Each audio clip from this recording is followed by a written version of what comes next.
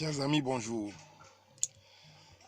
Je suis sur la route en train d'aller parcourir le sud-ouest afin de partager la nouvelle de TBC et de la crypto-monnaie en général aux gens que nous rencontrerons sur notre chemin dans les villes de Moutenguene, de Tiko, de Boya, de Limbe. Et il m'est venu à l'esprit l'idée de partager avec vous une ou quelques réflexions que j'ai faites. Parce que quelques personnes m'interpellent depuis que les vidéos ont commencé afin de se renseigner sur la crypto-monnaie, sur la pertinence de l'offre du projet et sur sa véritable capacité à modifier l'ordre social et financier qui existe.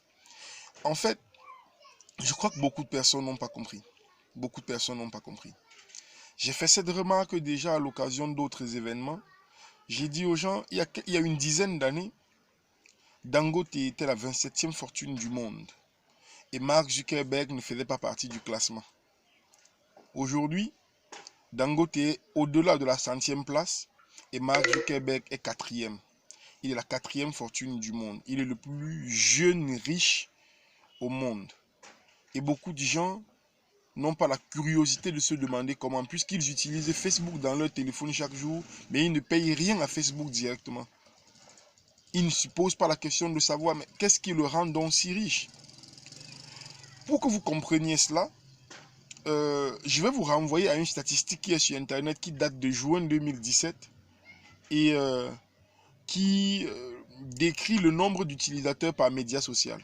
Facebook a 2 milliards d'utilisateurs, Facebook Messenger a 1 milliard 2, WhatsApp a 1 milliard 8, WeChat a 375 millions d'utilisateurs et ainsi de suite. Et si vous observez, les propriétaires de l'ensemble de ces médias sociaux sont des milliardaires.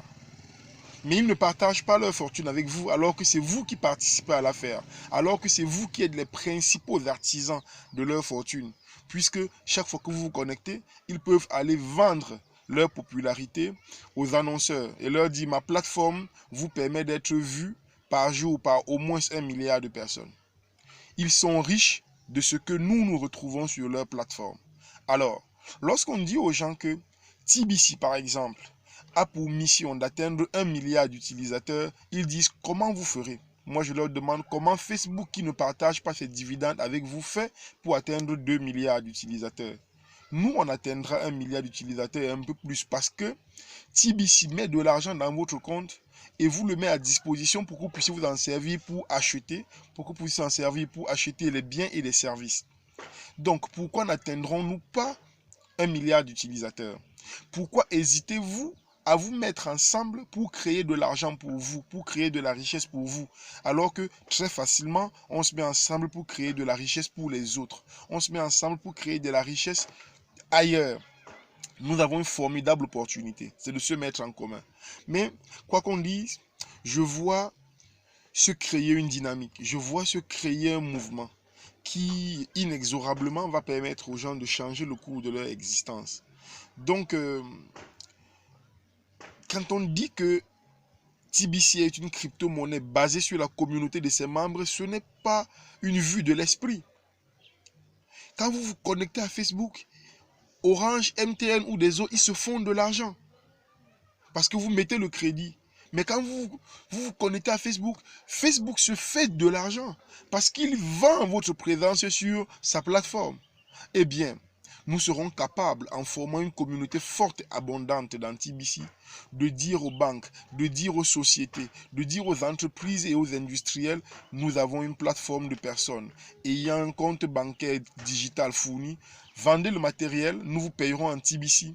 Et je ne crois pas qu'on puisse résister à 1 million, 2, 10, 20, 30, 50 millions de personnes partageant en commun une devise. Donc, s'il vous plaît, réfléchissez-y. Demandez-vous où nous sommes. Demandez-vous où nous allons. Demandez-vous où va la société, où se dirige la société dans laquelle nous vivons. Et je crois que vous comprendrez un certain nombre de choses. Je reviens dans une autre vidéo pour vous dire, pour vous donner des raisons de faire le pas. Parce que pour rentrer dans la crypto-monnaie, il faut oser quelquefois faire quelque chose qu'on ne comprend pas. Ma prochaine vidéo se consacrera à cela. À très bientôt. Ciao, ciao.